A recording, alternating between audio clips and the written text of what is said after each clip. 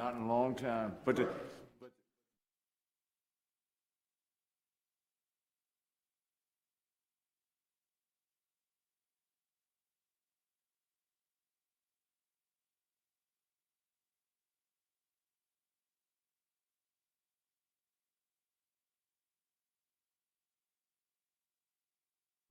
All right, call the meeting order. Okay, welcome to the Queen Anne's County Commissioners meeting. This is a public meeting that is being aired live on our local cable television station, QACTV 7. These media broadcasts provide county citizens an opportunity to watch and review our scheduled public sessions. In addition to our live audience this evening, we are providing remote options for citizens to watch and participate in county commissioner meetings. Citizens may watch our meeting live on our Queen Anne's County website at www.qac.org/live or on QAC TV's television channel, Atlantic Broadband Channel 7 and High Definition Channel 507. Citizens may also participate by joining the live Zoom meeting by going to www.qac.org/public comment, and citizens may also email comments to publiccomment@qac.org. Comments received will be read during the press and public comment period on this evening's agenda. We acknowledge your participation, and by attending, you acknowledge that this session is both recorded and aired. Press and public comment will be taken and is limited to 3 minutes per person. If you care to speak, please sign the sheet on the information table just outside of our meeting room in the lobby. Comments longer than 3 minutes can be submitted in writing for the Commissioner's review. We will now stand and be led in the Pledge of Allegiance by President Chris Corcorino. I pledge allegiance to the flag of the United States of America and to the republic for which it stands, one nation, under God, indivisible, with liberty and justice for all. Please remain standing for a moment for all of our service members serving abroad.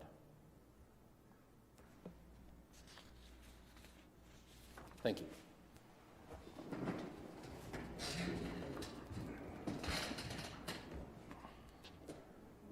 Okay, we just held a closed session to discuss under Section 3-305B1 of the General Provisions article to discuss boards and commissions, and I believe we reached consensus on the formation of a new committee to look at the Board of Education Central Office. So, All right, so let me read this one then.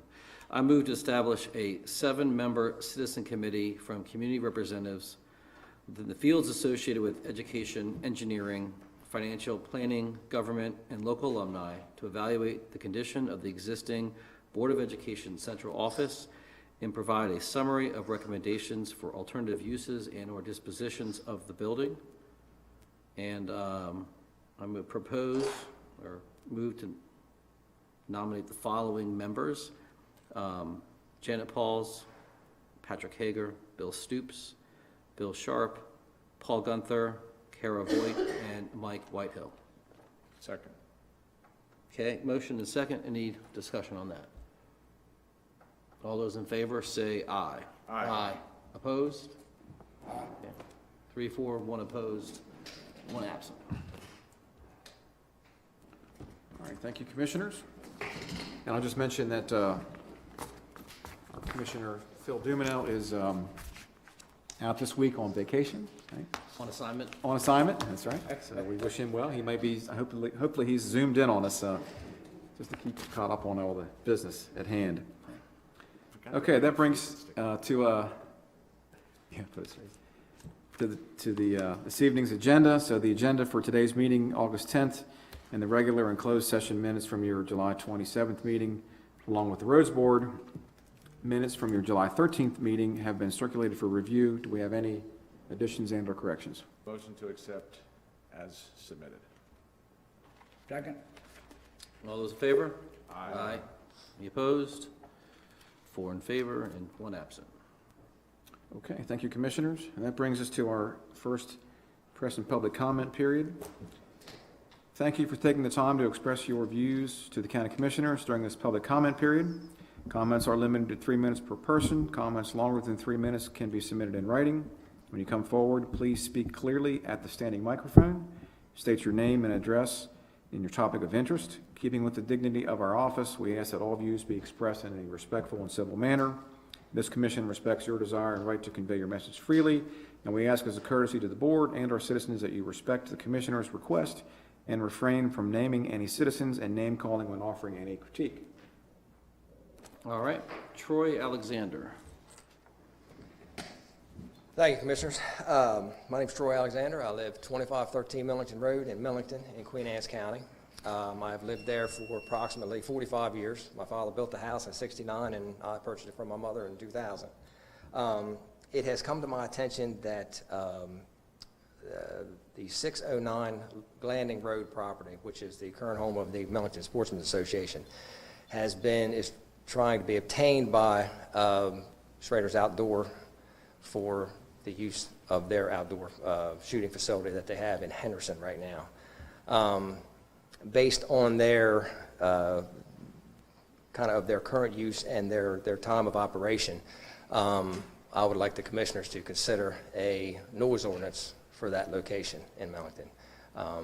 I've lived there since the Millington Sportsmen's Association was there, and the noise is annoying, to say the least, of the shotguns. And I'm pro 2A gun owner, licensed gun owner, so it's not that I'm anti-gun, but it's just the noise of the shotguns is annoying. And there's going to be, if this goes through, there's going to be a lot more noise than what we currently have. And with that said, there's a lot of residents within my area, so that's the residents that could be affected by this. So, thank you, Commissioners. Thank you. Glenn Pyle. Good evening, gentlemen. My name's Glenn Pyle. I live at 124 Little Glanding Road in Millington, and my property butts right up to the gun club. It's, like Mr. Alexander said, it's annoying, but we've learned to live with it since 1992 because they usually only shoot on weekends. Now, I understand that this new proposal, if this gentleman gets his property, he wants to shoot rifles and pistols and shotguns 7 days a week. I don't want that, not in my backyard, you know, so that's my gripe, and I would appreciate it if you gentlemen would look at putting into effect a noise ordinance to try to take care of these problems. Thank you very much for your time. Thank you. That's all we have on the list. Does anybody else wants to speak? All right. We'll close press and public comments.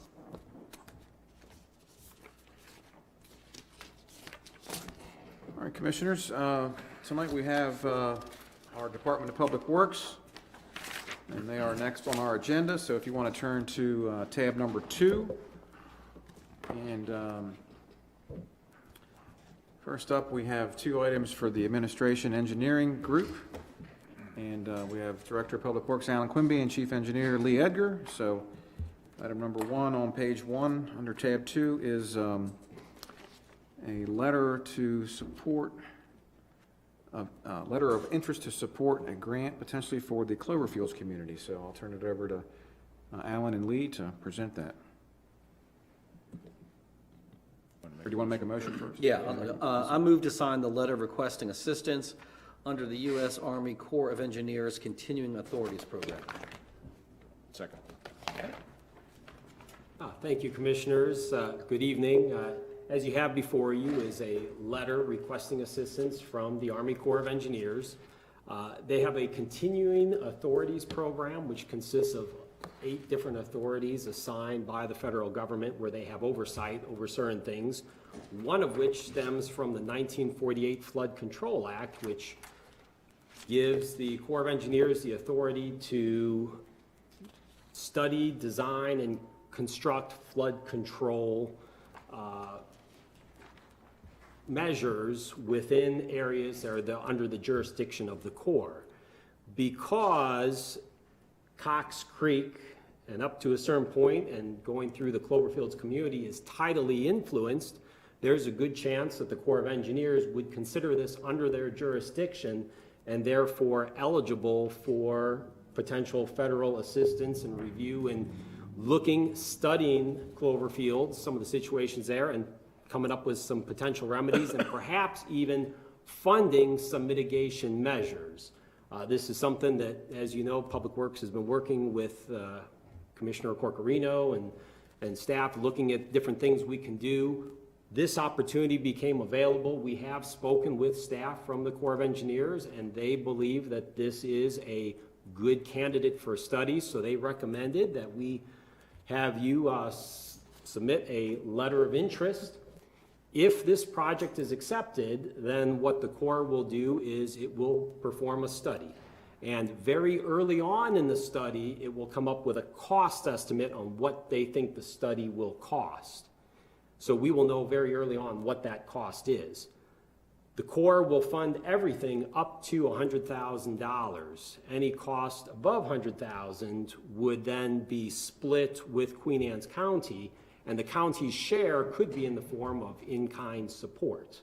So this is a good opportunity to have the Corps of Engineers look at perhaps studying this, which would provide us very beneficial insight into what some mitigation options might be for the Cloverfields community, for good or bad, whatever it may be. And potentially, if they select us and they do the study, they may actually have funding and the ability to come in and make some changes as well. So that's what this letter is. It doesn't commit us to anything at this point, but if they do accept us, they would early on give us a cost estimate, and then we could decide from there whether to proceed further. So they're gonna study the cost to study the cost? I mean, when they come in, they're gonna do the study and then give us a cost estimate on mitigation efforts, right?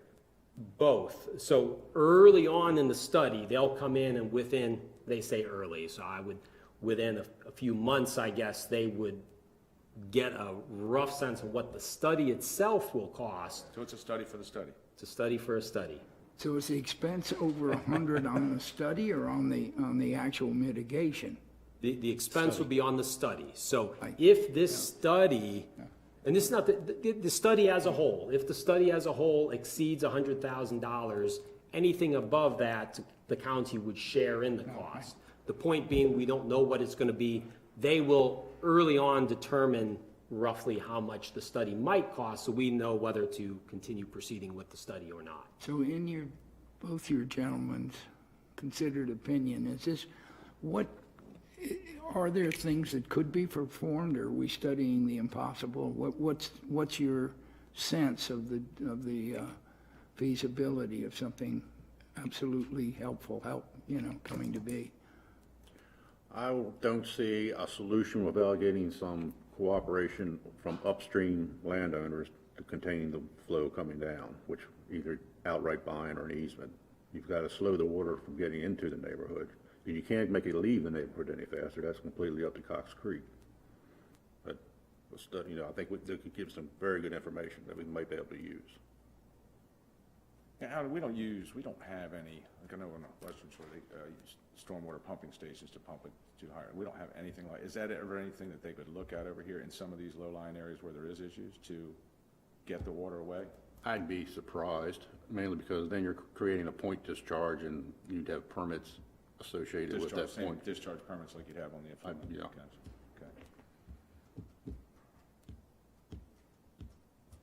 Okay.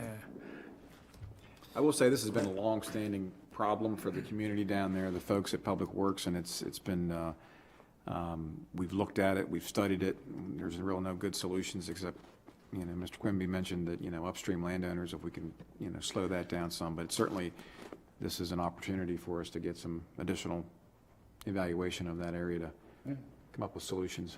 And this is one of several different things that DPW has been looking at to try to figure out ways to mitigate the issues that Cloverfield is.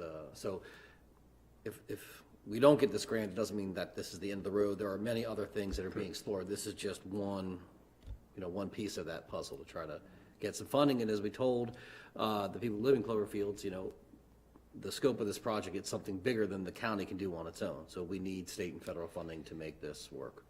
Correct. Okay, any other comments, questions? Nope. All in favor? Aye. Any opposed? 4 in favor? Thank you. Thank you, Commissioners. The next item for Public Works is item number 2 on Page 4, and this is a Delmarva agreement to provide some electric vehicle charging stations at 3 of our facilities. So can I get a motion on that, please? I move that right-of-way agreements with Delmarva Power and Light Company for the installation of electric vehicle charging station facilities be signed. Second. So do these work on, I mean, this charging stations, is it just on any electric car would it work on, or do they have different connections depending on the electric car? Do we know? I have no idea, but I gotta imagine they're standardized. The connection's standard, but They're the standard. charging times are different. Yeah. You get fast chargers versus slow chargers, that kind of thing. Gotcha. Cool. Very much similar to the last proposal before you. This is a good opportunity. Delmarva Power would fully cover the cost and installation of these facilities. The county is simply providing the location to do it. And we've got proposing 3 charging stations at the Ken Island Library, which would be right by the trailhead there, 1 at the Health Department and 1 at the County Office Building or the Vincent Building.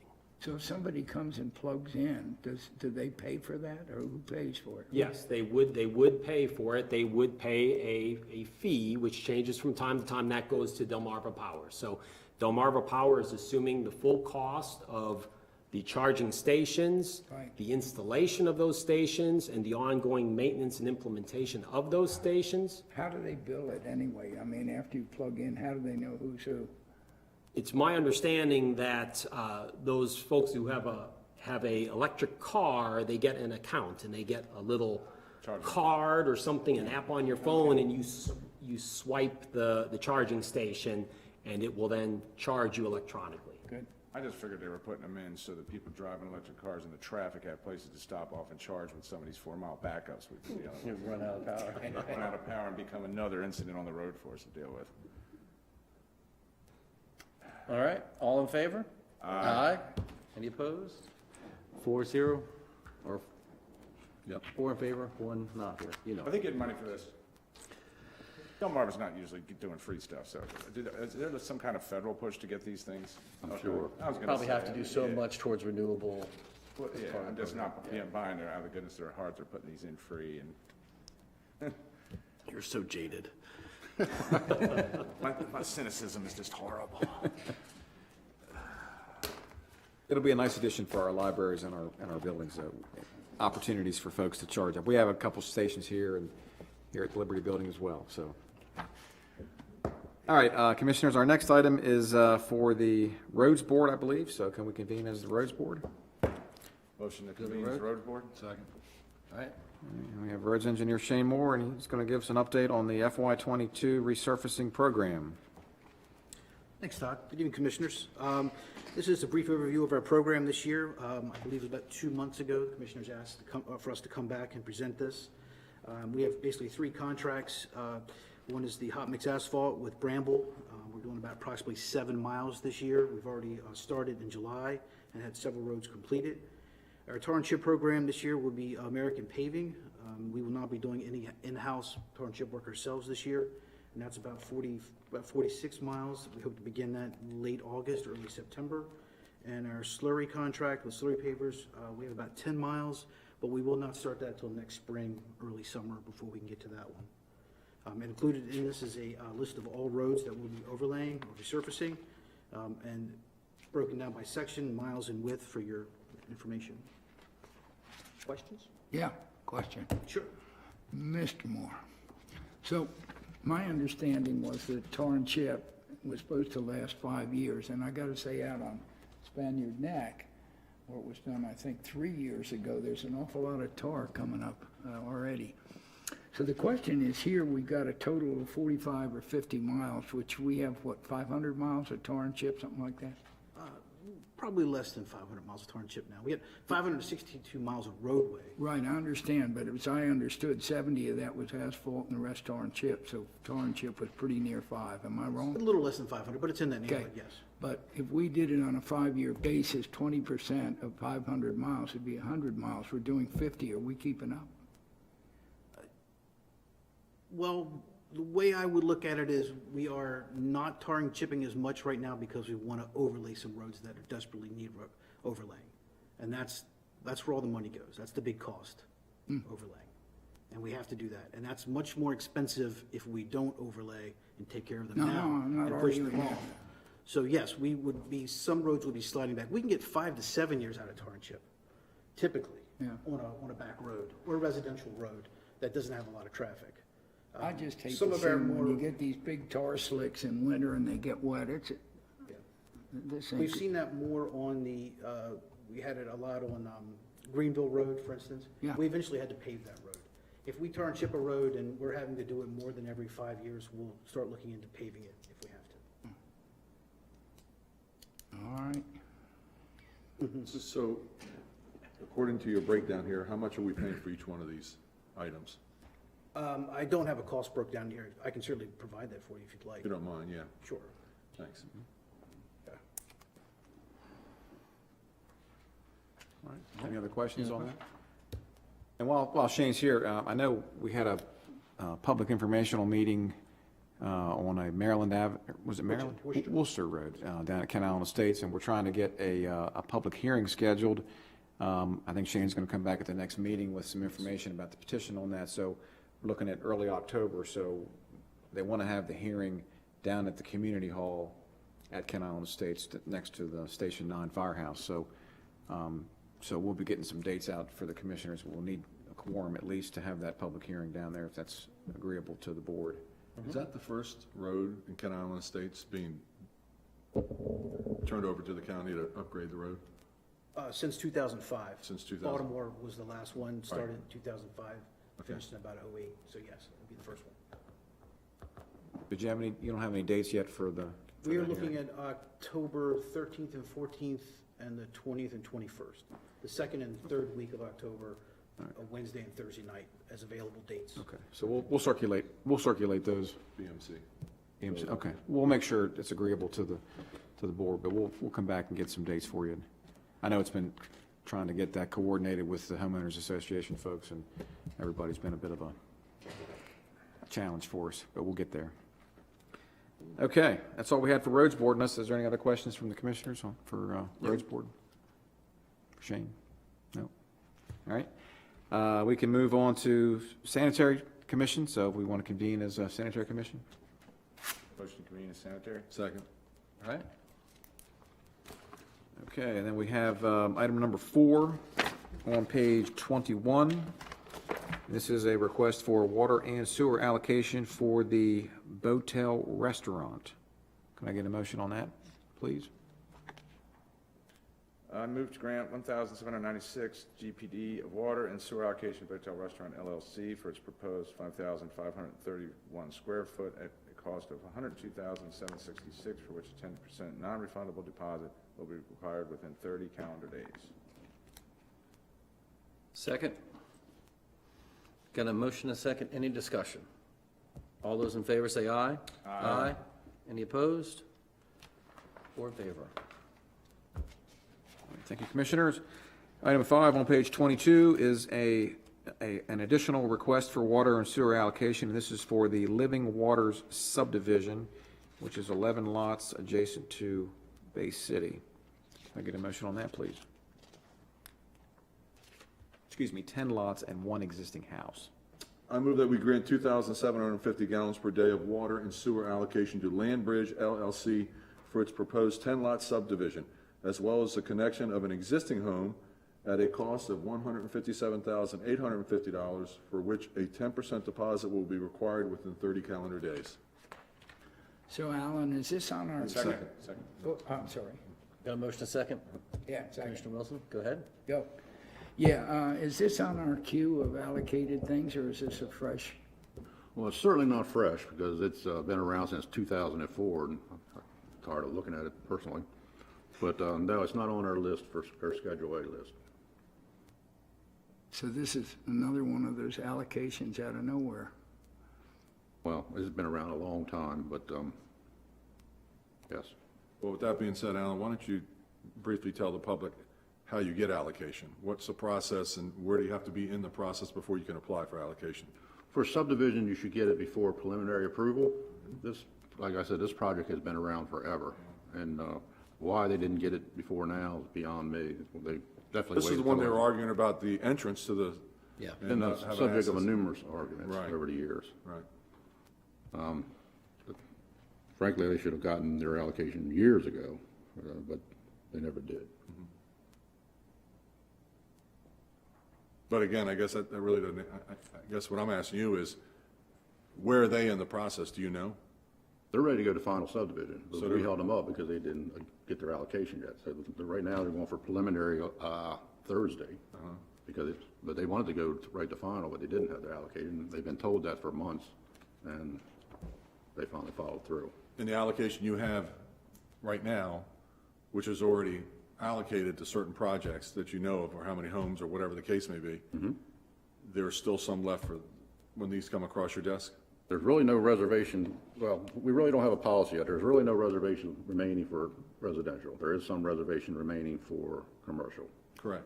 But if there's no, I guess, I guess what we're getting confused about is if there's no there's Because we not- haven't adopted a policy to say no yet.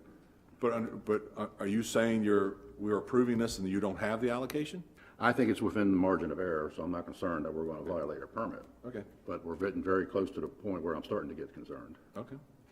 Joe, are you saying we should draft a, I think the public needs to be put on notice that it's not unlimited capacity left, or that, in fact, that it's very limited left, because my fear is somebody who doesn't do their due diligence goes out and buys a 30-acre property in the sewer service area, thinking that it could be served, and it can't. I get calls maybe at least once a month from somebody looking to buy a big piece of property, and I hem and haw because I can't really say no, but I feel I'd be dishonest and say, yeah, go ahead and buy the property, but there's no way you're going to put up your 150 houses. But Well, I guess what's wrong with telling them that? I mean, to me. I don't have the authority to tell them that. I mean, Excuse me? what do we have to do to establish that authority?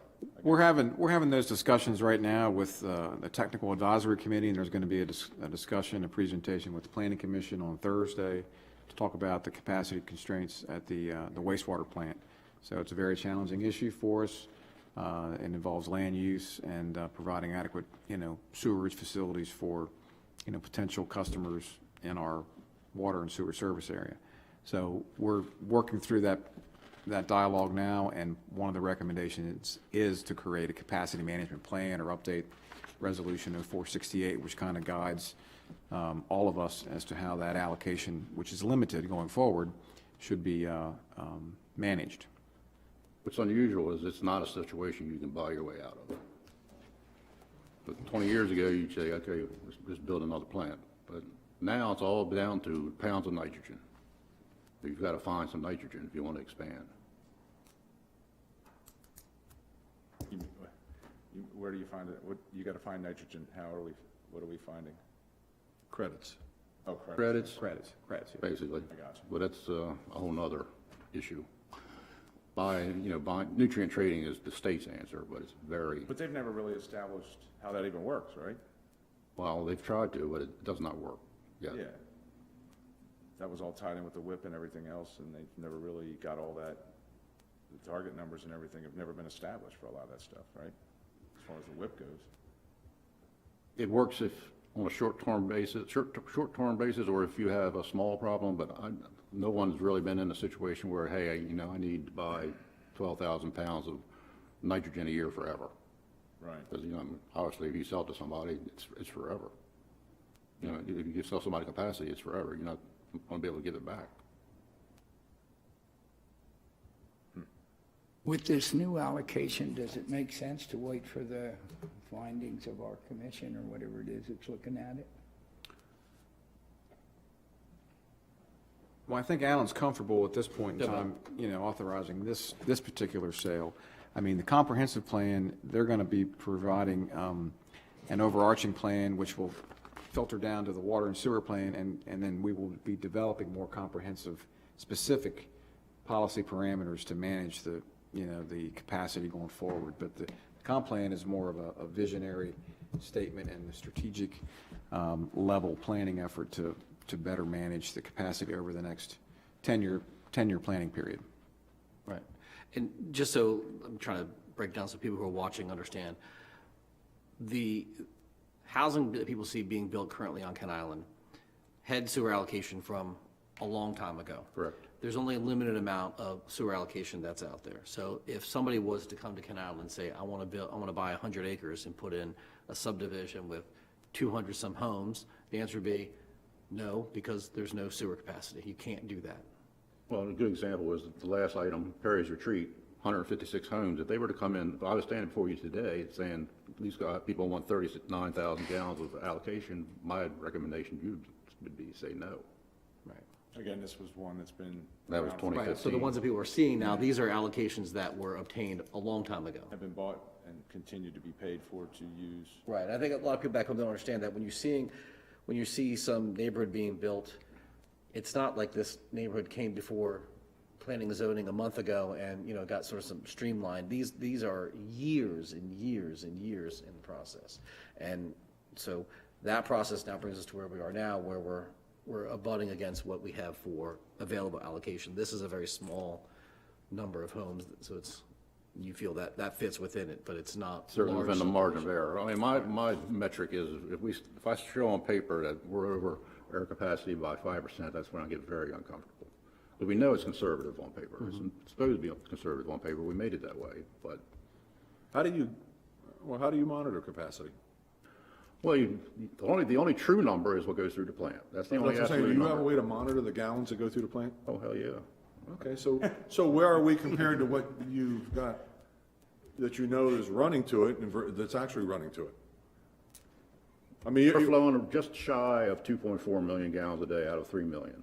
And on paper, if every allocation we had on paper flows at what we say is going to flow at paper, we'd be flowing at 3.1 million. Okay. So, but right now, we're flowing way under capacity, but with what the Schedule A compares Yeah. actual flow to what's in the hopper. Pretty being much paid committed for. air capacity. Right. Capacity's committed. Doesn't that raise the question of, you're turning down a 10-house deal, but suppose 5 people showed up in a month with 10-house deals? Where the hell what's the difference? That's a good question. Isn't it?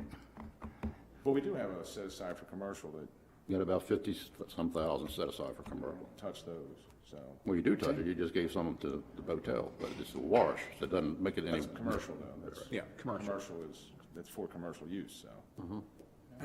Designated for. No, I understand, but this is res. I don't disagree. Yeah. Well, I think we need just, whatever committee's looking at this, to expedite their findings and get them to us as soon as possible. Okay. My suggestion to anybody coming in right now that wants sewer allocation is you may want to hold off, because You may not get it. my vote will not be there until I see the recommendations from the committee, so. All right. Any other discussion?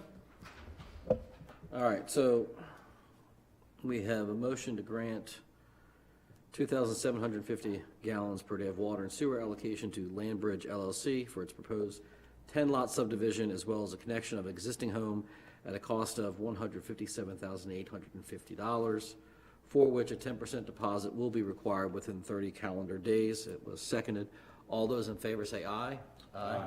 Opposed? 3 in favor, 1 opposed, 1 absent. All right, thank you, Commissioners. Item number, what is that, 5? 6. Yes. Yeah, I'm sorry, 6.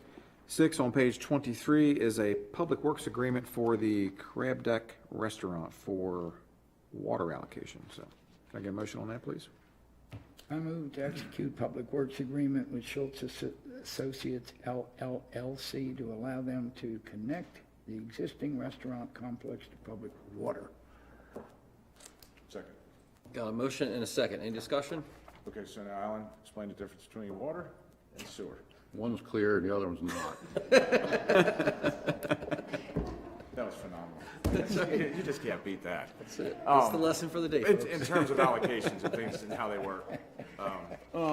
The sewer has a capacity in terms of what it can do. Water does too, but that's something you currently can build your way out of. 10 years ago, we were completely flip-flopped. We had plenty of sewer allocation. Our water was pretty well stressed. But we've turned things around. There's no, The K-Hub Tower obviously had to help. and K-Hub is building us a huge water treatment plant too, And which on-site will allow us to shut down some smaller plants, which will add to our efficiencies. Like I say, it's been a complete reversal from where we were 10 years ago.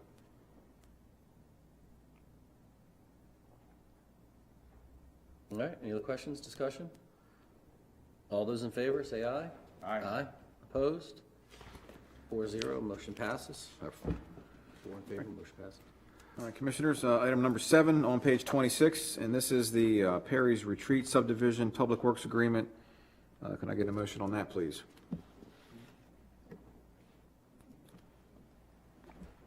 We've already given this. I move to execute the public works agreement with TOR Perry's LLC to allow them to construct a 156-lot residential subdivision. Second.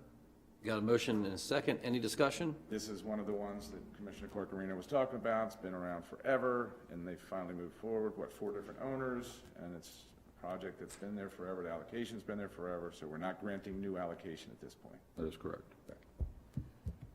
All right, all in favor, say aye. Aye. Opposed? 4 in favor, motion passes. Okay, that's all we have for the Department of Public Works, I believe, this evening. Thank you, gentlemen. Thank you. Thank you. Thank you. We can move on to our action items for this evening. We want to turn to tab number 3. First up, we have a proclamation, character counts, respect. Have one of the commissioners recite that. Uh-oh. I can if you're stalled out here. I think Margie has it there. I'll read off. No, let's go back. All right. I'll take this one. It's nice and short. Whereas, Character Counts Pillar of the Month Respect, 2133. Whereas Queen Anne's County was declared a Character Counts community, and all citizens have been called upon to embrace the 6 pillars of character, to incorporate and model them in their daily activities. And whereas during the month of August, we celebrate holidays like Respect for Parents Day, Family Fun Month, and American Family Day, may we also celebrate and respect the many achievements and contributions made by the actions and dedication of the families, relatives, and guardians residing in Queen Anne's County. And whereas, may we remember to honor and respect all the extraordinary parents, guardians, relatives, and teachers who contribute to the care, education, mentoring, coaching, and well-being of our children in Queen Anne's County, and the endless kind acts of those parents, guardians, relatives, and teachers who make their decisions based on the best interest of a child. And whereas, as we celebrate respect, may all citizens remember to practice the important values of respect, regardless of the color of one's skin, and to always follow respect's golden rule: treat others the way you want to be treated. And now, therefore, we, the County Commissioners of Queen Anne's County, do hereby proclaim August 2021 a time to recognize the Character Counts Pillar of the Month to be respect, to protect and serve everyone who resides, works, or visits Queen Anne's County without discrimination, and its belief in the dignity, equity, and civil rights of all people. Signed, your Queen Anne's County Commissioners. Thank you. All right, great. Thank you, Commissioner Wilson. That was great. All right, item number 2 in your book is a modification to the online sales telework agreement, and this is a modification to our existing grant agreement from the State Department of Commerce. It grants us additional funds in the amount of $49,915 for this program, which is being managed by our Economic and Development Communities, our Economic Development Tourism Director, Heather Tonelli, and her team. So can I get a motion on that, please? Thank you, sir.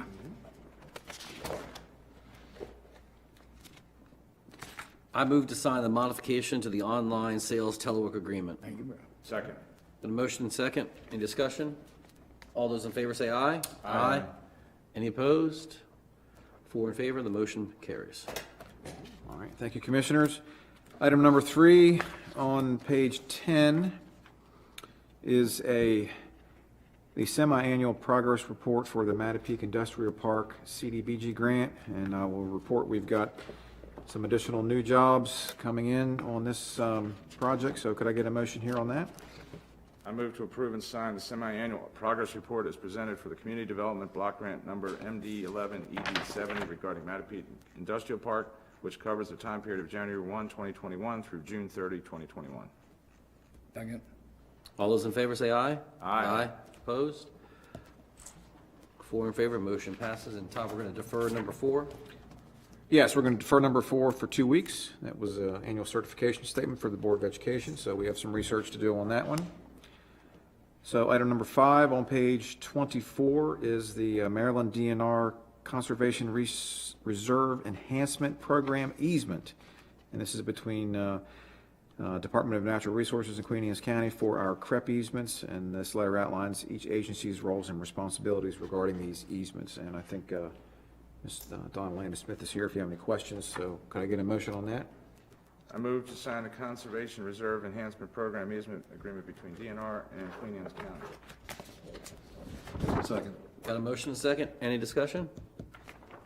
All those in favor? Aye. Opposed? Abstained? Steve? Steve, for or against? No, Before, okay. yeah. Got 4 in favor, motion carries. Thank you, Donna. Thanks, Donna. All right, thank you, Commissioners. Item number 6 on page 31 is our Upper Shore Regional Council annual dues contribution for fiscal '22. I move to approve and pay the $12,000 for contribution to the Upper Shore Regional Council operating budget for FY 2022. Second. Motion and a second. Any discussion? All in favor? 4 years ago, I would have been hesitant to make that motion, but the Upper Shore Regional Council has really A long way. turned at the tide in the Yeah, last couple of they've years, done that's for great, sure. yeah. So we can thank our new liaison here in the county from the Upper Shore Regional Council, so all in. All right. All in favor, say aye. Aye. Any opposed? 4 votes, motion carries. Okay, Commissioners, thank you very much. Item number 7 is our Clean Chesapeake Coalition fiscal '22 annual contribution to that group. I move to approve and pay the $17,000 for contribution to the Clean Chesapeake Coalition for fiscal 2022. Second. All right, got a motion and a second. Any discussion? All those in favor say aye. Aye. Any opposed? 4 in favor, the motion carries. All right, thank you, Commissioners. And our final item is item number 8, Budget Amendment CC3 Micro Ag Grant, and this is for a grant we received from the Upper Shore Regional Council in the amount of $14,000, covers our dues. And we match that with $14,000, and this is also being administered from Heather Tonelli's office. So can I get a motion on that, please? I move to approve Budget Amendment CC3. Second. Motion and a second. Any discussion? And so this is a matching grant? So it's 28 total? Is that what it is? Yes. All right. All those in favor, say aye. Aye. Any opposed? 4 in favor, the motion carries. All right, thank you, Commissioners, and that's all we had for action items. I did want to just call out one item in the information section of the book, tab 4, item number 1, and this is relates to House Bill 12, Senate Bill 205, the sunsetting of the to-go cup and deliverables from our restaurants here in the county. As you know, Governor Hogan authorized alcoholic beverages to be sold and delivered off premises in sealed containers through 2023 of June. And our liquor board is going to have a hearing on that, whether they want to extend that here in Queen Anne's County. That hearing is on September the 7th at the Vincent Building, and they were just looking for any feedback from the Board of Commissioners. It's really their decision to make adjustments and set rules for this, but they wanted to get any input from the commissioners and also allow for other interested parties to provide comments. So I think they want direction from the commissioners as far as what we think. I think that it's only fair, and I'm for discontinuing it. I don't think it really makes a difference business-wise, because I don't know anybody that's buying a drink and walking out the door these days, because it's wide open. So I'm for terminating that. So I don't know if you guys, I don't know if we need to make a motion or if we just need the general consensus or nothing at all, but that's my 2 cents. Yeah, I think during the pandemic, it did offer the restaurants another source of revenue. But I don't know that it's a huge one anymore for them. So I'd be curious to hear from the restaurant, this thing, the liquor board, and give their view on it. But I don't have this strong desire that we have to keep it. I'd be happy to I move that we terminate that stipulation. I'll second that. I think Well, it's not our, We terminate. No, but if if you you're wanna- asking for direction, I'm Yeah. happy to provide it. yeah, if you want to give them direction, just say, we believe it should be terminated, that's fine. That way it isn't just comments, it's a vote. Yeah, yeah. And I'm sure at the hearing, they may get other comments from other folks, other stakeholders that may feel differently or maybe not. I don't know. So, okay. Just got a motion, a second. All in favor? Aye. Opposed? Abstain? Yeah, because it's too quick to think about. I don't All right, yeah, I don't that's really fair. have I'm going to abstain on that. We got 3 in favor, 1 abstain, 1 absent. Both sides, and Okay. And our recommendation here is not binding on the liquor board. They can do whatever they want. Yeah, yeah. I'm inclined to go Somehow with, staggering Let it out to your terminate, car with Yeah. a drink. I'd like to hear if there is an economic impact. No, and I think the liquor board should listen to that and take all that into consideration. I'm not going to leave that cup untethered as they go down the road. Okay, that's all the action items we had tonight, Commissioners. So we can move into presentations, and we're just a little behind schedule, but I'd like to call up Linda Friday, the president of our Chamber of Commerce, and she's got some guests here. Warren Wright, Drug Free Coalition, Queen Anne's County Goes Purple, and I got my flag from last time, so come on up. We're excited about the month ahead. Welcome. Thank you. Brought all my friends with me today. So, first of all, I'd like to introduce myself, Linda Friday. I'm with the Queen Anne's County Chamber, and Tracy, she's with the Chamber. Warren Wright, and Kathy Wright's in the back. They actually are the chair and the vice chair of our Drug Free Coalition. They've done a fabulous job of running the coalition. We meet every other month, and Warren keeps us organized and keeps us moving. There's a lot of things that we have that we're working on. As you all know from the last meeting, we do have the QAC Goes Purple, which this is our 4th year of hosting this. It's going to be on September 1st. But one of the exciting things, not that it's an exciting topic, but we've been able to pull this off, is we are actually going to move it to the town of Centerville. It's going to be in our courtyard out here in Centerville, so we're very, very excited about that, that we've been able to make that happen. It normally happens on Kent Island at the Volunteer Fire Department, and we just felt like we wanted to move it to where our county seat is. So we have been working hard on that.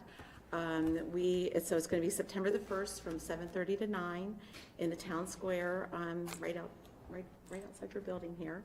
And we will be, we'll have an actual ceremony with a visual. Unfortunately, we do have people that have lost their lives through addiction, so we will do a visual in memory of those people. We are asking the public to come out. It's free, open to the public. We have lots of giveaways for the people. We also have invited our partners, and our partners are the health department and people that offer resources. So those are the people that we have asked to join us, which they do anyway every other month, but we've asked them to come out and and support us too. So we're very excited about that. Jack has offered to DJ for us during that time, and so we're excited. And I will tell you that the town and government employees have been very, very helpful. I can't say enough about the county employees. I can't say enough about our commissioners that have really stepped up and supported us, the health department, the town. So we've kind of embraced everybody. Tracy and I have been out visiting lots of people just to kind of bring it all together. Tonight we're going to be here until later, probably about 8:30, where we are going to light up the town courtyard just to see what it's going to look like the night of the event. So if you have nothing to do and you want to hang around, we'd love to have you. Warren actually has been working over at the fair, poor thing, in the heat for the Drug-Free Coalition. So Warren, He didn't look like he was working too hard yesterday. I saw him When we yesterday. we I drove don't know by, if he that's looked gonna- distracted and, You know, it was like 10 till 8, and I was gonna stay till 9, but then the commissioner goes by. Hey, look, Linda and Tracy, my gosh, you talk about enthusiastic and get things done. It's just such a joy. And not because I don't have to do it, but it's a joy because are so good at it. Underneath all the promotion and stuff that we're doing to get to our citizenry, under all that promotion, Kathy has made a series of short-term, fact-based opioid things, and because now, with your help, we really do have a media base with our partners, so we're getting those out one a day during the month of September, and I think we still have all that written stuff. For example, one of the things we Kathy did this, it took 2 years. This is all opioid data, but it's all Queen Anne's. It's the data dashboard. And it's really interesting. One of the first ones is how many overdoses and deaths were there in, say, Berkeley, and every city and area in our county. It indicates the numbers. And that was done because the agencies in the county, they gave us that information. So that's one of the things. In addition to that, we are introducing the largest voluntary anti-drug campaign in the United States. It's called the Elks Teen Zone, and it's just been updated, and we're going to start introducing that, and we've seen it on the website, and it is great for kids because there's videos for them that are new, and there's all these lesson plans, and the lesson plans are written so a teacher could use them, but they'd be great for parents to say, hey, I want to talk to my kid about marijuana. Let's just watch that. I mean, that's really going to be a boon to us. And it's really easy to use. We're going to be really trying to get that out. We are happy to announce, and I hate to say Kathy's name all the time, but as her parting gift before she retired for the 4th time, she wrote a grant, a $100,000 grant, an opioid prevention grant for the Board of Education. And the person that was hired was trained by Kathy, and she's going to be fantastic, and she's already working. She's going to be our communication with the Board of Education, because I don't know all the new people yet, and so that's working out really great. And we are on record, and as part of the grant, we're going to support everything the Board of Education does with that. As you guys know, we're right in the middle of that survey. We want to get 5% of the population. The survey is real simple. Do you think Queen Anne's County should have recreational marijuana, yes or no? And that way, now the state study said, an overwhelming majority, but I don't know who did that study.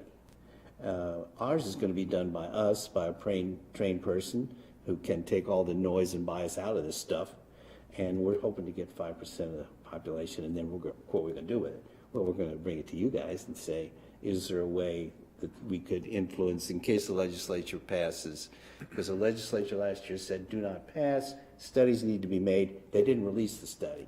So there's a lot of questions to be asked about marijuana legalization for recreation. So the first thing is, which I believe that idea came from one of the commissioners, find out what the people in Queen Anne's County think.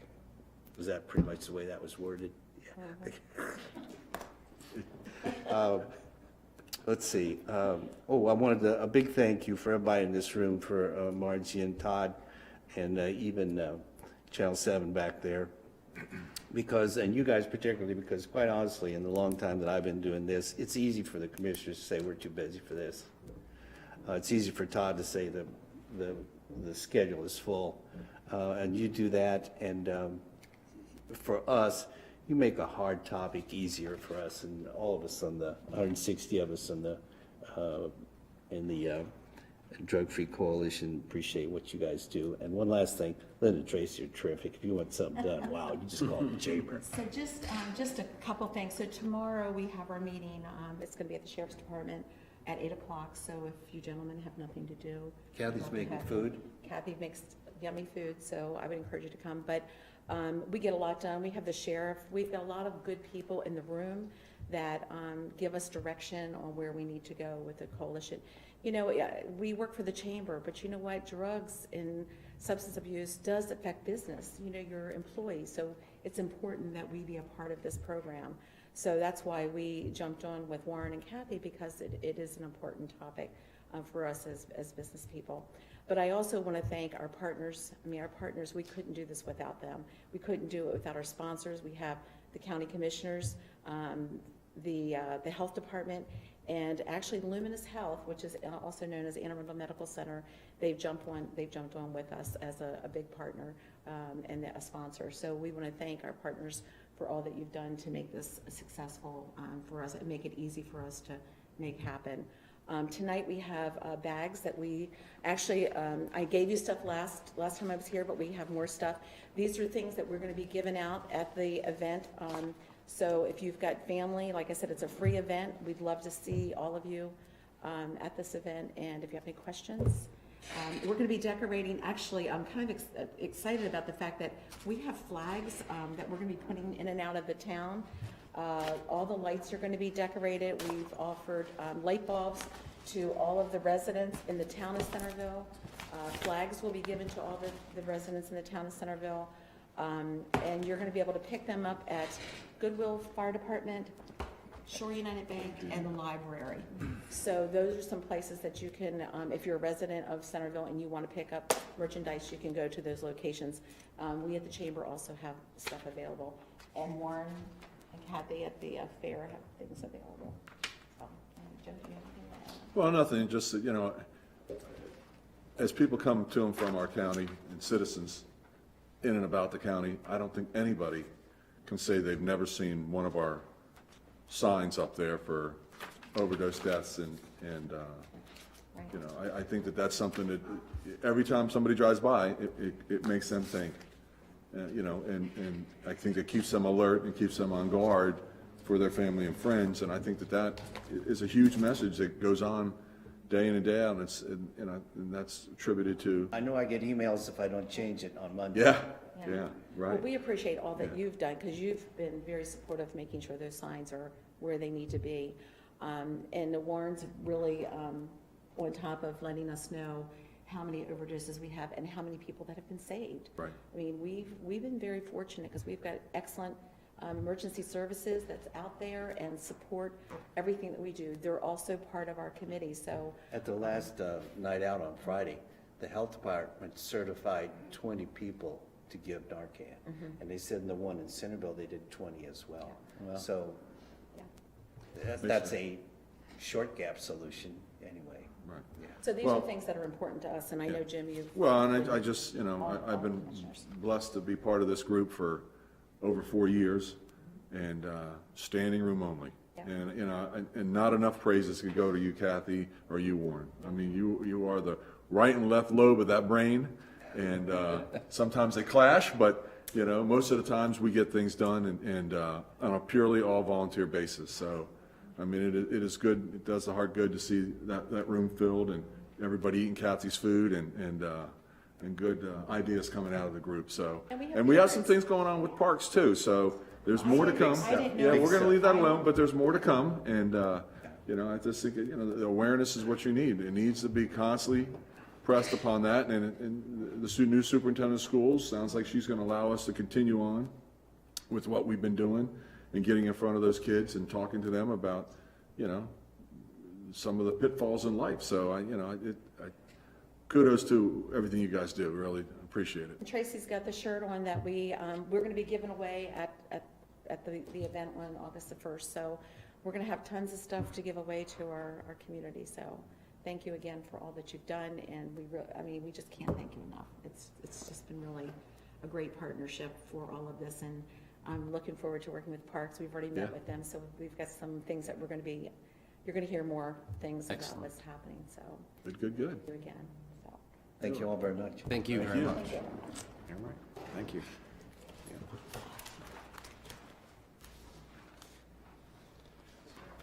All right, Commissioners, we have our featured departmental presentation tonight from Planning and Zoning Director Amy Mordock. So her presentation is in your book, and I believe we'll have it up on the screen as well. Tab 6, page number 2, I think. think this is the chair that everyone sits in. You Starting can- to slope a little. We've got 3 chairs. Take your choice. Just the middle. Yep.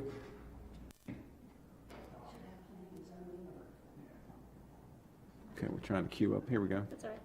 Yep. Mm-mm.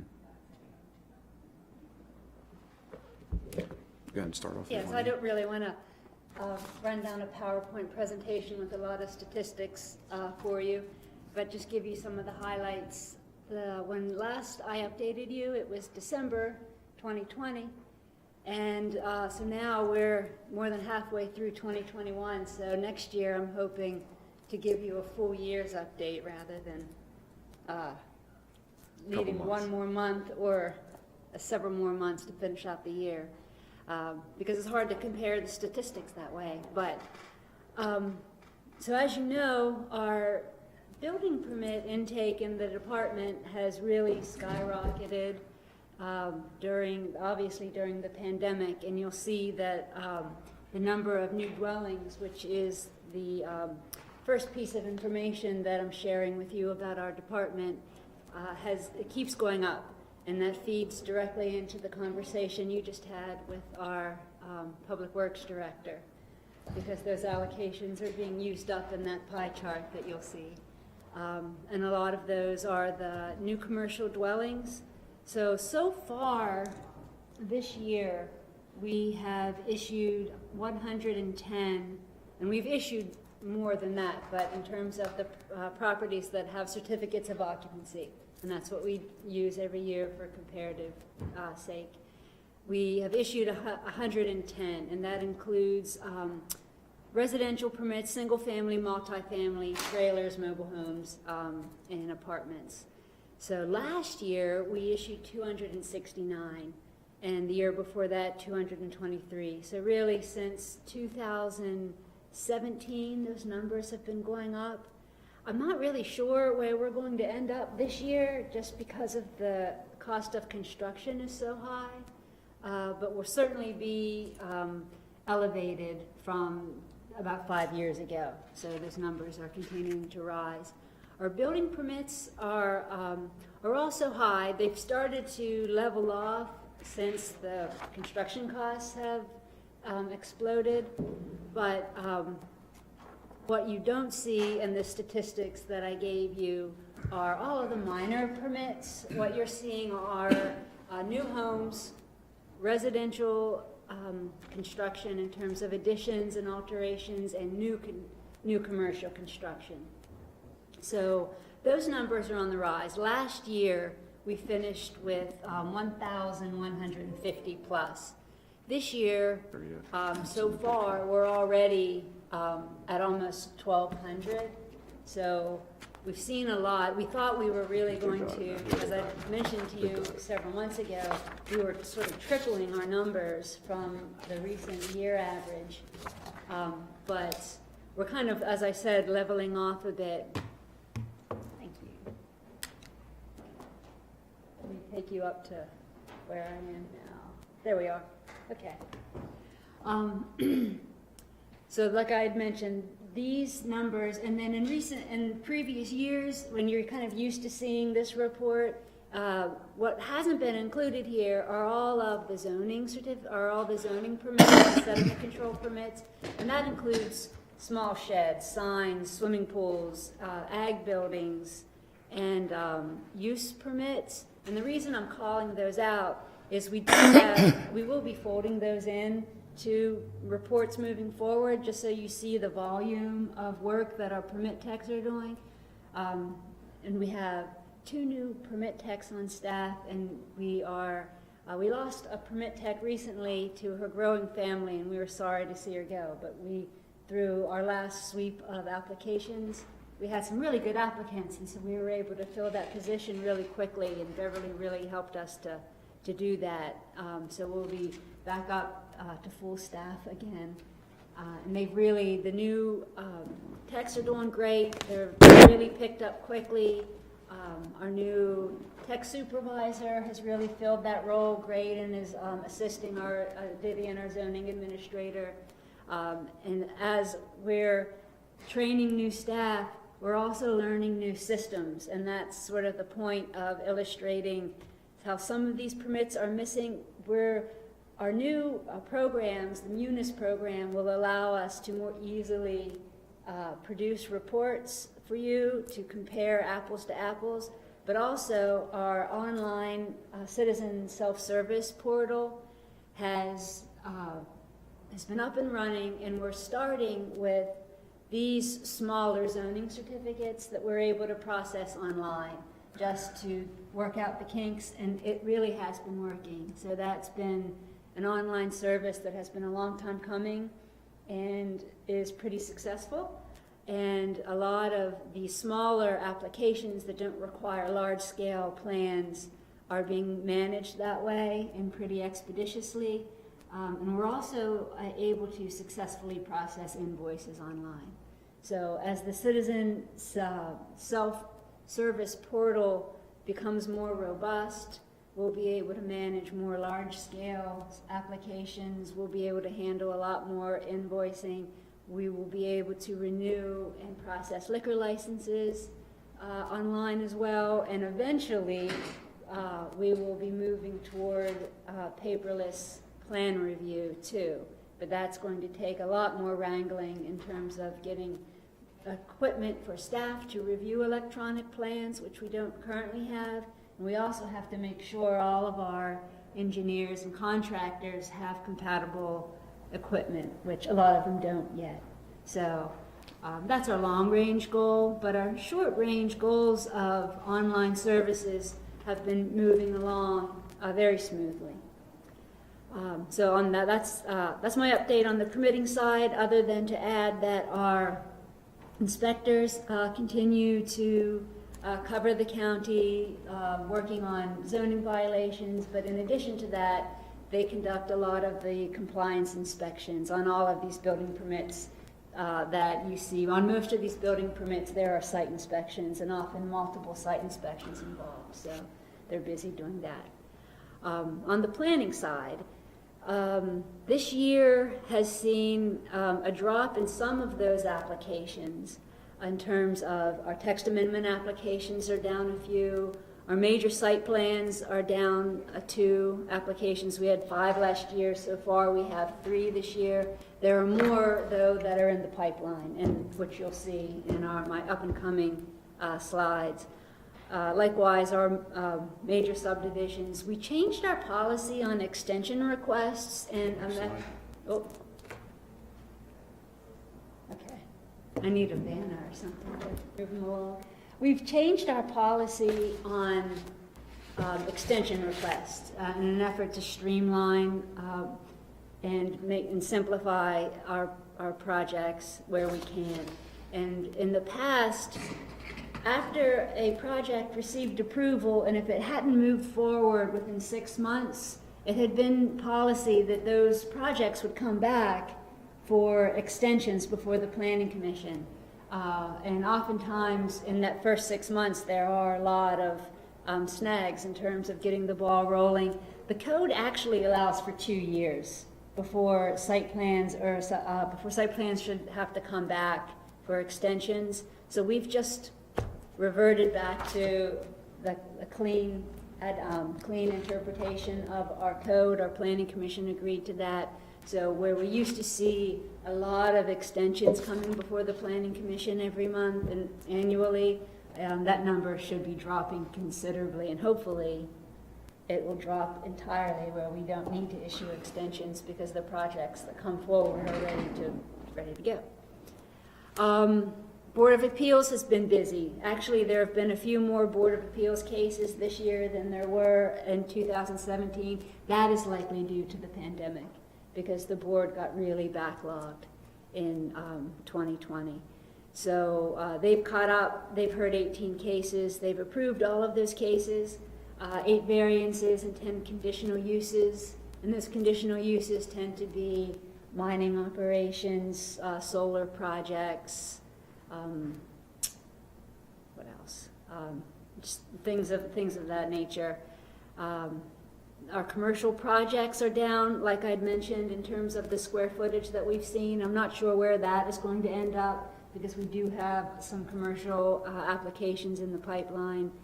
And in terms of our development and permits coming together, we will be undertaking the impact fee study that you requested us to do. So I'm working with Steve Cahoon in DPW to update our impact fee study. So that should be starting soon, as soon as we get the comp plan under control and get that moving off of our plates, which we're getting there.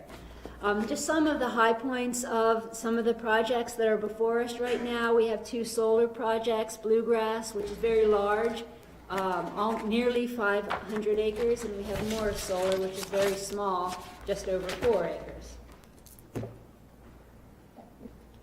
I'll leave this in my hand so I don't forget. Goldsboro Materials is an extraction project, and it's almost through with their site plan review process, and has gone through the Board of Appeals already. Postal Road Apartments, that site plan has been approved for 60 units, 60 apartment units, 2 buildings. Slippery Hill is under review, and that's a 66 workforce rental apartments and 58 age-restricted affordable apartments. And through our recent housing study, this is obviously most desirable. Kent Island Crossing is under conceptual review, and that entails a mixed-use development, a lot of commercial space, retail, office, grocery store, restaurant, also with an 84-unit assisted living. Amy, can I ask you real quick, those 3 projects you just named, they're all in the water sewer district. Do they all have their allocation at this point? Yes, those are in this. These projects are listed in the Schedule A. Okay. The next project, however, is not, and that is the Barnstable Project. That has been submitted for conceptual review and is out for comment, and we're awaiting plan revisions based on those comments. That the number one, there are about 30 pages of comments, and only one comment really matters, and that's the comment regarding allocations. And I think Alan Quimby covered that well enough that I'm going to move on to Waterfront Marine, which is a commercial project that involves boat sales and service. That project is under concept review right now, but... Go back. She had it, Jim. She was right that time. Right there. Yeah, there it is. Right there. Okay, there we go. But it also requires growth allocation. So you will be seeing that before it moves too far through the process, because we have to work through the Critical Area Commission and this board to process a growth allocation case. And just a few substations with Delmarva Power. One in Queenstown is under review. It's had conditional use approval. We need a site plan review. And the new station in Kent Narrows is under site plan review as well. That required also a variance, so that substation took a little longer. Now the comp plan. So we started the comp plan in earnest in 2020, where we had some kickoff meetings, a large public survey where we received a lot of input and launched the website. We've accomplished a lot in 2021. We were hoping to have that plan adoption in 2021, but it's just going to sneak over a little bit into 2022 because we really do need to spend time carefully discussing the land use chapter. So we needed a little extra time to hold 2 meetings, whereas we had scheduled 1 on that land use chapter, which I'll get into in the next slide. So we've held all of our visioning workshops, special topic workshops. We're almost at the end of the Planning Commission workshops on the individual chapters, and our technical committee has been meeting throughout and is going to continue to do that, to look at what has been the working draft throughout, and all of the draft chapters have been available online. They're there now. It's very important for this board and those listening this evening to understand that those chapters that have been posted are very much working drafts. And we continually receive comments and really good input from boards and citizens, and our technical committee as well continues to work on these chapters, and they are evolving. So if you feel as though your comments have not been addressed in those drafts, that is not the final document, and that will happen.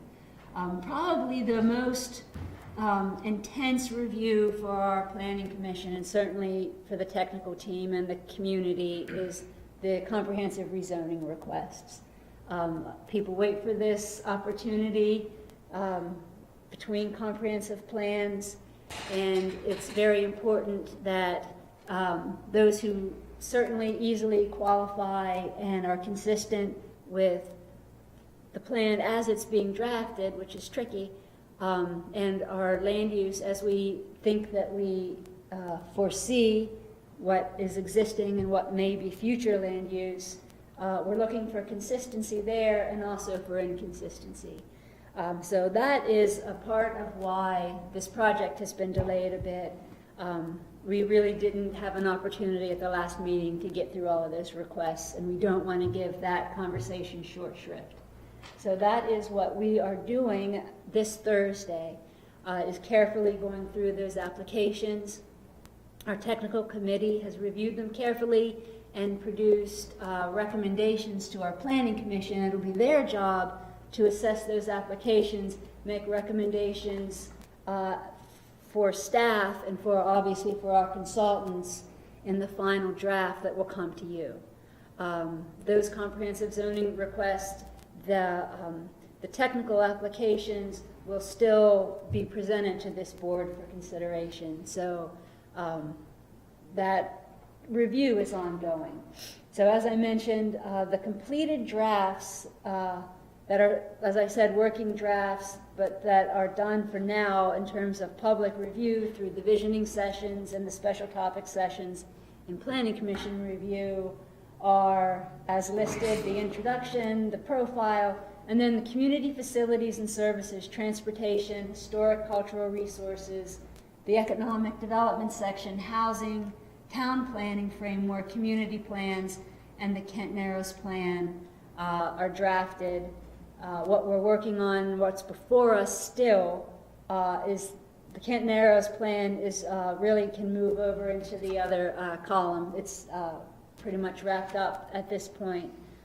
The land use chapter is still being carefully reviewed, as are our environmental resources and land use chapters, which those are always intrinsically connected, but this update, this is especially our key issue to focus upon, because our water resources element is couched in our environmental resources element, and that is where our conversation about our allocations as well as our critical infrastructure.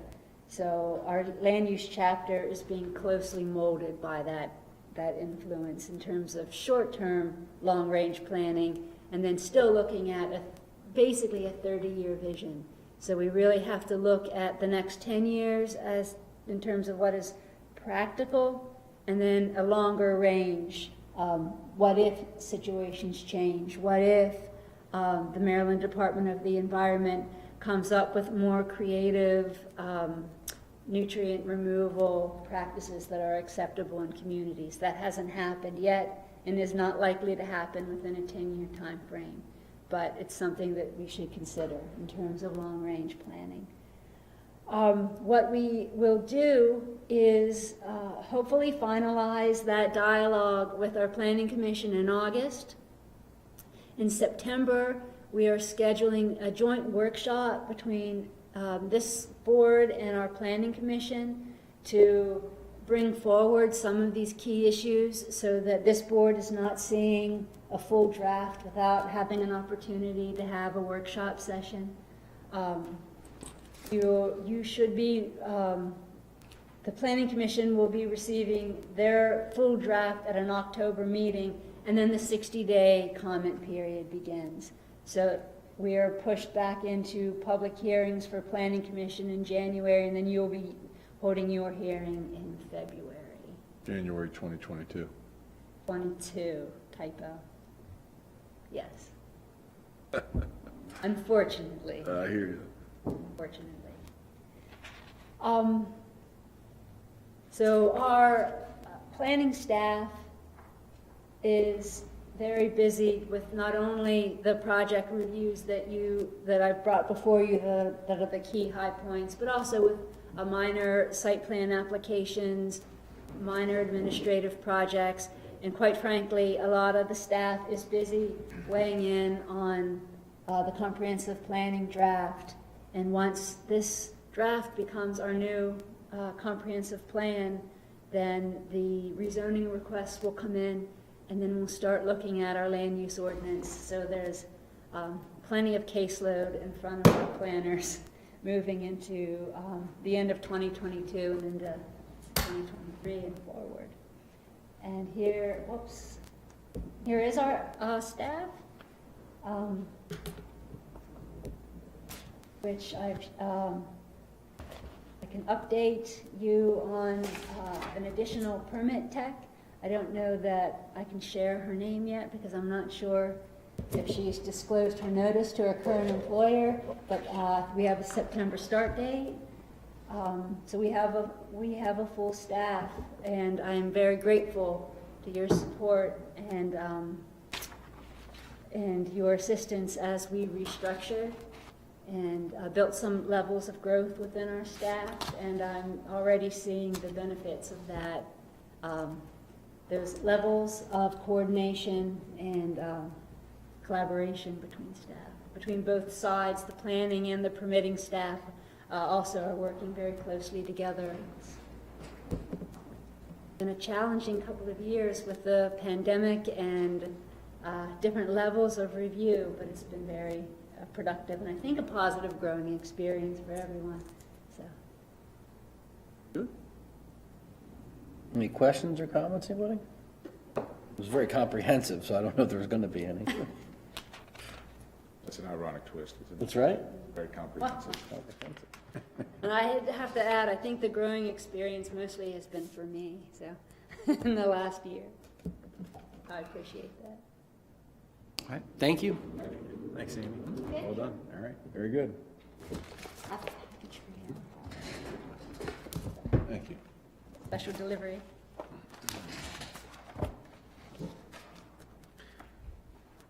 Thanks again, Amy. So that concludes our presentations, Commissioners, so we can move into press and public comments. Do we have anybody else signed up or anybody else that has? Okay, certainly. This is relevant to what Amy just said. Good evening, Commissioners. Jay Falstad, Queen Anne's Conservation Association. Yesterday, the Intergovernmental Panel on Climate Change released a comprehensive report to the United Nations and to the world. And you may have seen it. It's been discussed in the news recently. The news in that document is alarming, and it touches upon a lot of the things that we've already seen over the years. But there is relevance to Queen Anne's County in that document. And the document on page 24 refers to the western United States and the central part of the United States going through an intense drying period where basically agricultural land dries out. The east coast of the United States is not mentioned in that scary part of the document. And the reason that that's relevant for our county and for what we're talking about for the comprehensive plan is because as those agricultural lands become less productive, the need, the demand on Queen Anne or on ag land for the eastern United States, the eastern shore in Queen Anne's County is going to intensify. And I have to say, after reading that report, there is no reason why we shouldn't consider protecting and preserving every last remaining acre in Queen Anne's County. And I know that sounds like an extreme statement to make, but after you read this report, and I encourage you all to read it, I'll forward it to you, what is in there is alarming, and the trend does not go away anytime soon. We're talking about a trend line that goes on for decades, and they even make references in there to centuries.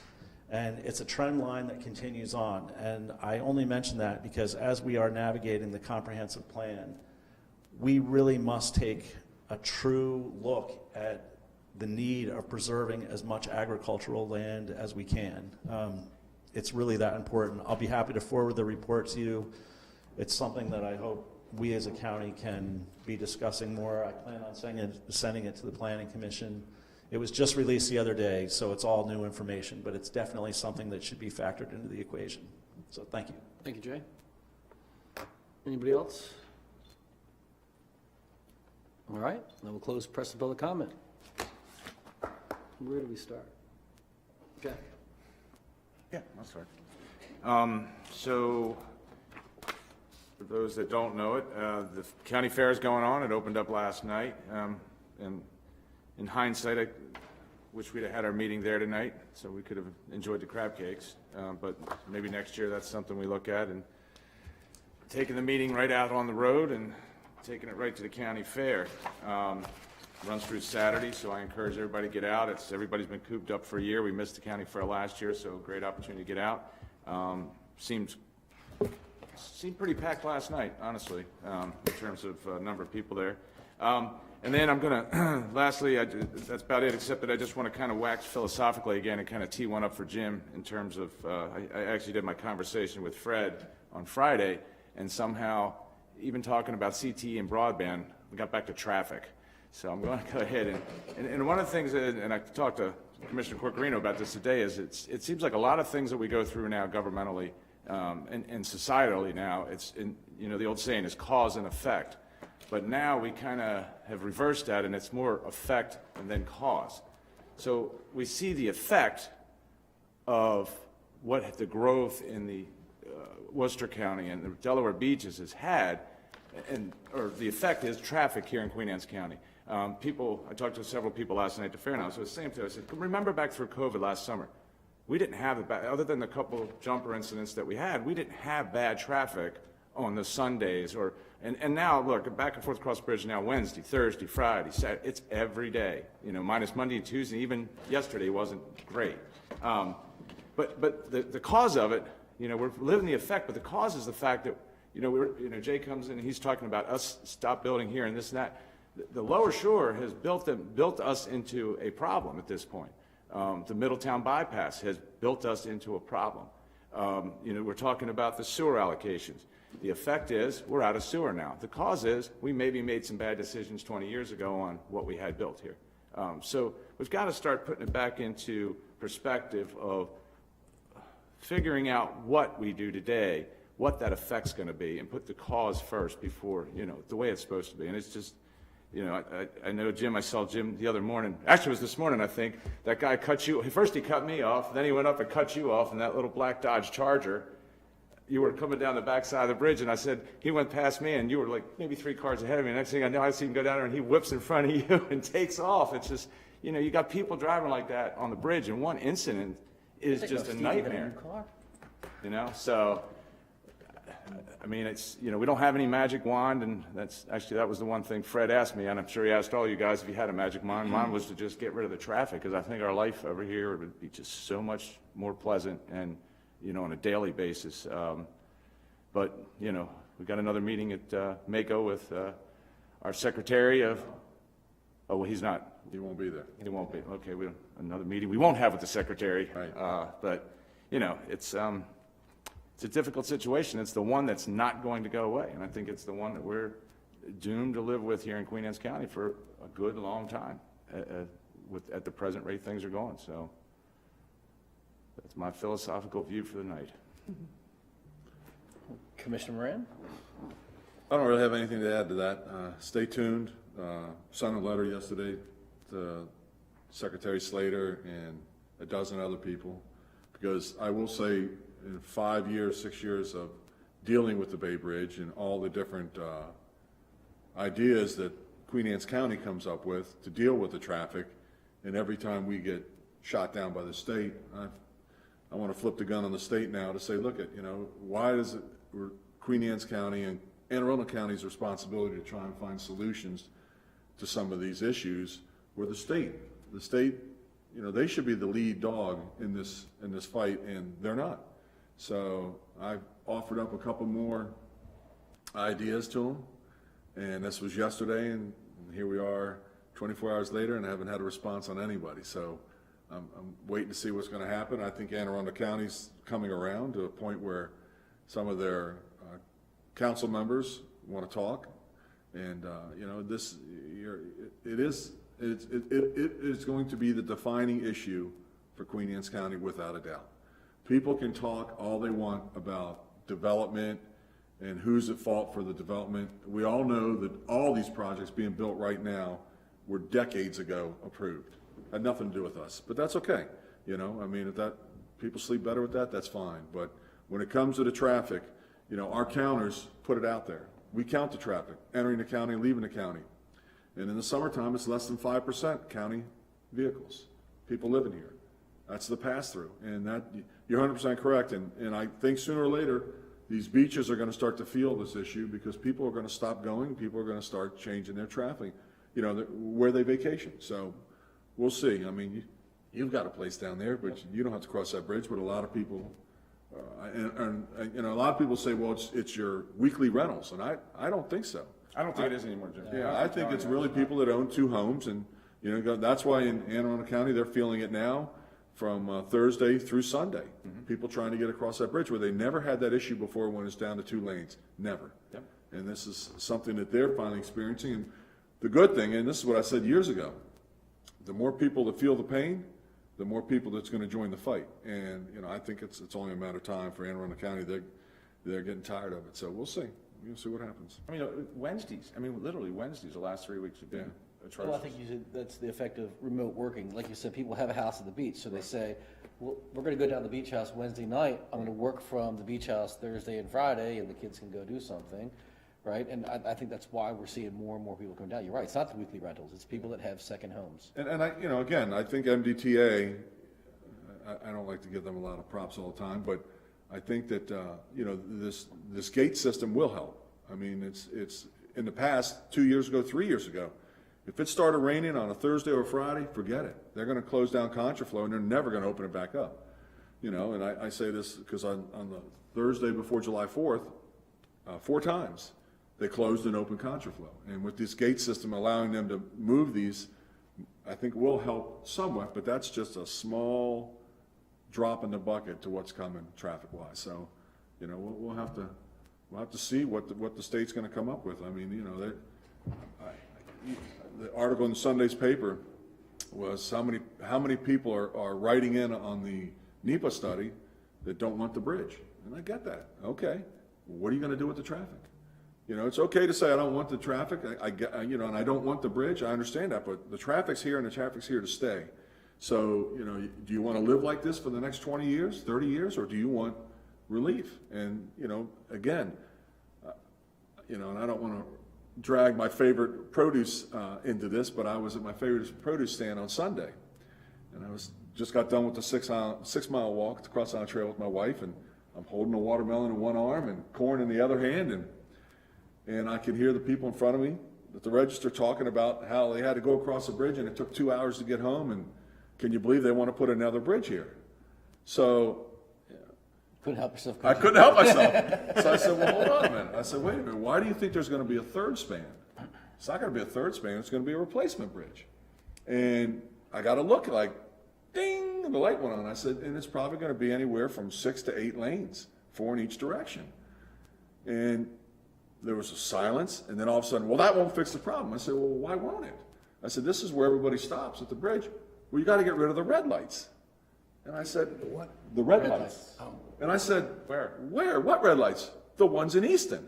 Oh. And I went, how in the hell is that affecting you at this produce stand and or anybody traveling to and from? That's in Easton. I don't know. Plus, I always keep saying this, you're past the split point between the Delaware Ocean City beaches. Because at 404, yeah, you're losing half the traffic's going right. to Delaware beaches, right. Half or whatever's going to Ocean City. So that's your break point. Easton doesn't see anywhere near the traffic flow that we see right here. But I think, but again, getting back to the state and this NEPA process, which I honestly think they've taken their sweet time getting this thing done. I mean, I think it should have been done, but we can't talk and they can't talk about what this would look like until they get past this first phase. I mean, a lot of people don't understand that there might be sound barrier walls. I mean, for instance, the beltways around Baltimore, Washington, VW Parkway, any of these major highways, anytime you encroach on communities by widening roads, more lanes, I think it's a law that you have to put up these sound barrier walls. And I think that that's a great thing, so people don't have to listen to all that traffic out there, because again, that traffic's not going anywhere. So, it would be nice to get to the next phase and then start talking about, okay, what are you gonna do for Queen Anne's County?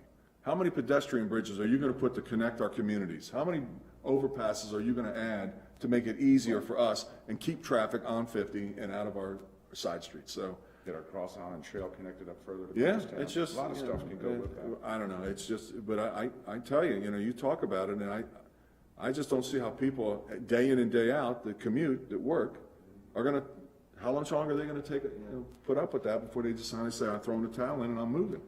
And, I think that's gonna affect what the people that moved here, and the incomes that we count on, are the incomes that I could be concerned about leaving in mass exodus, so. What's going on with the construction? Because that's, somebody asked me the other day, the construction on the old toll booth side in terms of when that's gonna wrap, because That's somebody supposed to be was saying done. There's a lot of slowdown right there right now with people. Well, that's all part of the, the gate system that they're is putting it? up. They're putting up all new gantries and all new gates.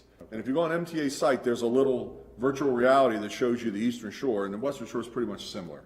So, everywhere you see them working in the median, those are gantry supports and or gate supports. And, you gotta have the people trying to, help them move, and the lights turn on, the lights turn red, you move out of Similar that to what's on lane. the bridge now, basically. Yeah, pretty much what's on the bridge would be on the approaches from both McDonald's on the Western Shore and the Eastern Shore. And they're supposed to be completed by November of 2022. I bet you right now, $1, that thing's operational by Memorial Day of next year. No doubt in my mind, because MDTA loves to underpromise and come out looking the attaboy. Over-deliver. Yeah, and being the attaboy. So, again, kudos to the gates. Is it gonna fix all of our problems? No, but it may help during the week. Yeah. So we'll see what happens. So, Good. anyways, that's all I got. Commissioner Wilson? Goodness gracious. Nothing left to say on the bridge. No, it's a nice fair. Glad to see the turnout we have. I hope it has good attendance through the rest of the week. Do want to remark, in the beginning, there was some discussion of what development contributes, and certainly it is not the cause of the great backups which are occurring because of the bridge, but that development isn't material to Kent Island, I don't think is a fact, and that we didn't okay these developments, but you pull into the airport and then try to get back onto Route 8 and let's say turn left back to Route 50, and you can sit there until your car runs out of gas. Or electric. Isn't it? Electric, that's why we're putting the charging stations up there. It's at a point now where I think the county is, the elastic part of our game is expandable. Like police, we can grow if the population grows, and emergency, we can grow if the population grows, but the roads, And that I think not only are we constrained by the sewer, but I think just the sort of congestion of life. What place are you in the line at the supermarket? How long you have to wait for your ambulance? Everything depends on, I think, trying to hold the line to keep growth as slow as we can get it in the county, in South County. So, just my point of view. Are we scheduled for a roundabout there somewhere in that area by the airport and all? I thought, and I'm going back 5 or 6 years ago, I think when the first time we had that huge layout up there, I think it was. They redid the pattern, the striping a little bit, but it's still, if you're I trying to go thought, left. you know what I'm talking about, Jim, when we Postal had. Road was supposed to be Yeah, a but I roundabout. thought there was another one that was there On in Route the 8? area where Ellendale and all was, that there was gonna be a roundabout there or something. No, we hoped to put a light there, but nothing was aligned. So, with the airport, if that gas station still comes, Well, the connector road was never built behind from Ellendale back into the, For the shopping center. We haven't got the Yeah. permission yet to get into the shopping center. That's what we're Oh, waiting from the on. back side there? Yeah. Okay. Yeah. But yeah, that should, I mean, that's a shame. That should be aligned and there should have been a light there, you know, for that reason. I don't know how that gas station, and we were trying to put the kibosh to that, but that, coming out of there on rush hour and trying to cross those lanes and get, that's an accident waiting to happen. Absolutely. I can't remember which huge government figure, whether it was Hershey or Arntz or somebody over there, once said that they'd seen the last goddamn traffic light on Route 8 that they were gonna permit because they were very strident about not stopping up Route 8, that the one on, at Bay City was enough, or, I mean, I've heard that said down there.